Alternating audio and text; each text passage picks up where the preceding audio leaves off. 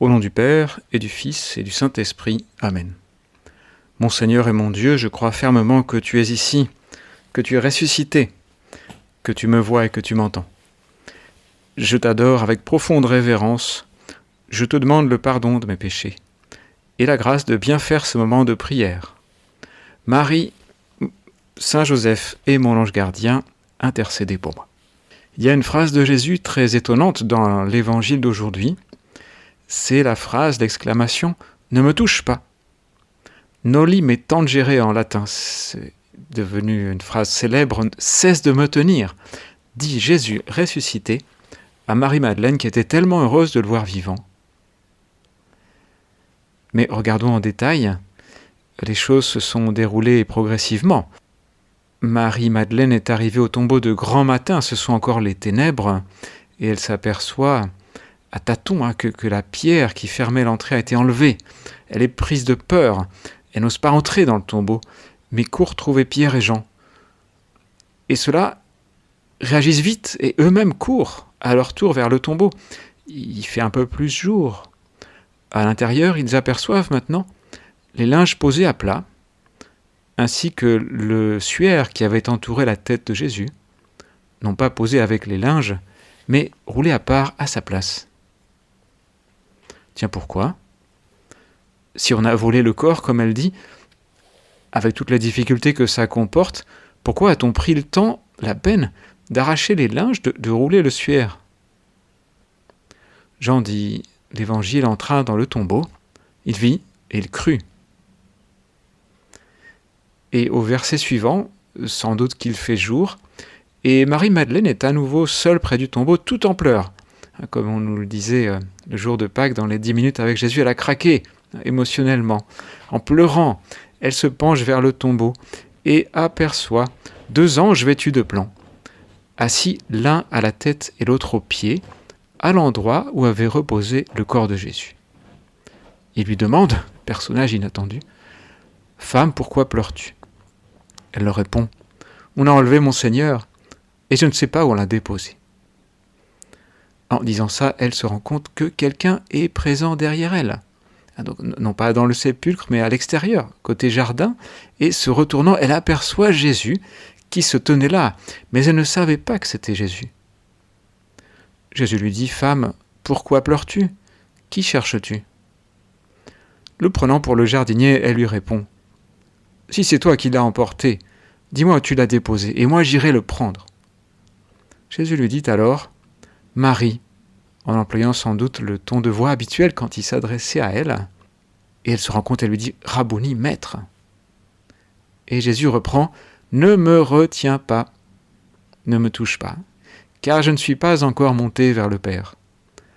Va trouver mes frères pour leur dire que je monte vers mon Père et votre Père, vers mon Dieu et votre Dieu.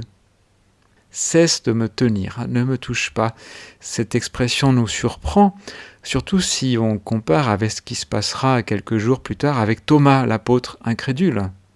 Ce sera au Cénacle, et Jésus lui-même à ce moment-là présentera ses mains et son côté à Thomas pour qu'il touche et qu'il en tire la certitude que c'est vraiment lui.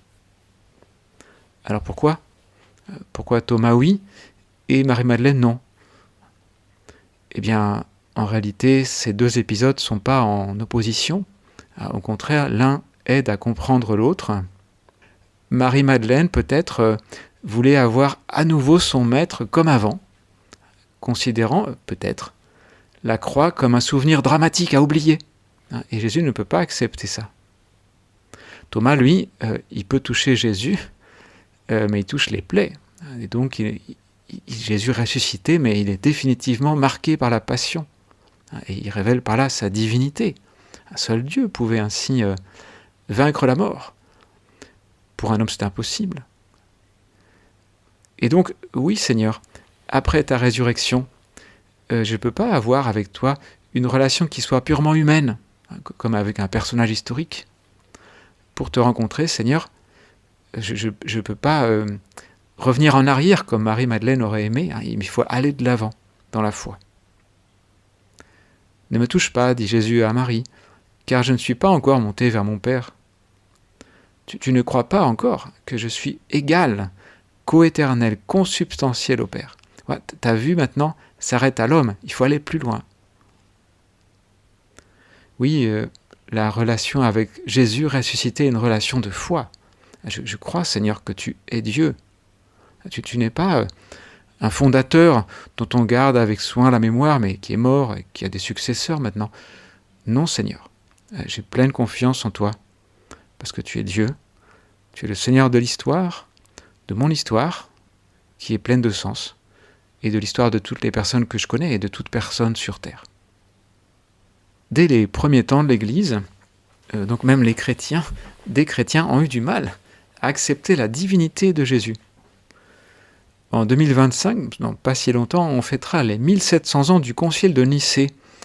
Le pape d'ailleurs a attiré l'attention sur cet anniversaire qui sera inclus dans le jubilé 2025. Nicée, c'est une ville qui est en Turquie actuellement, et en 325, donc, un concile a rassemblé plusieurs centaines d'évêques de toute l'Église pour discuter principalement des thèses d'Arius. C'était un prêtre d'Alexandrie dont la pensée fut condamnée. Alors attention, oui, il ne faut pas schématiser, hein, ni Arius ni personne de ce concile ne soutenait que le Christ n'était qu'un homme. Arius, son problème, c'est qu'il soutenait une conception de la Trinité influencée par la philosophie grecque, enfin par Plotin. Pour Arius, le Fils était une sorte d'intermédiaire entre Dieu le Père et les hommes.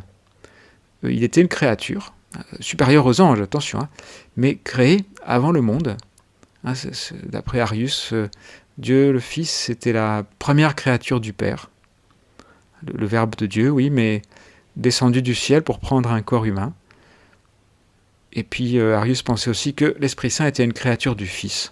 Alors le concile de Nicée condamna la thèse d'Arius en déclarant que la foi chrétienne authentique, c'est de croire que le Fils, vrai Dieu par nature, de croire au Fils, vrai Dieu par nature, engendré, non pas créé, consubstantiel au Père. Toi, Seigneur Jésus incarné, toi, Dieu le Fils, tu es avec le Père une même réalité, hein, même si vous êtes deux personnes différentes, enfin un même Dieu, une même substance, consubstantielle. Toi, Jésus, tu t'es incarné, Dieu le Fils, mais tu n'as pas eu de commencement. Oui, c'est toujours un problème et même une tentation, hein, de voir un Jésus trop humain. Ça s'est vu plus tard, même dans l'Église, une histoire assez récente, 20e siècle, hein, présenter Jésus comme une sorte de leader ou une personnalité inspirante avec un beau message d'amour.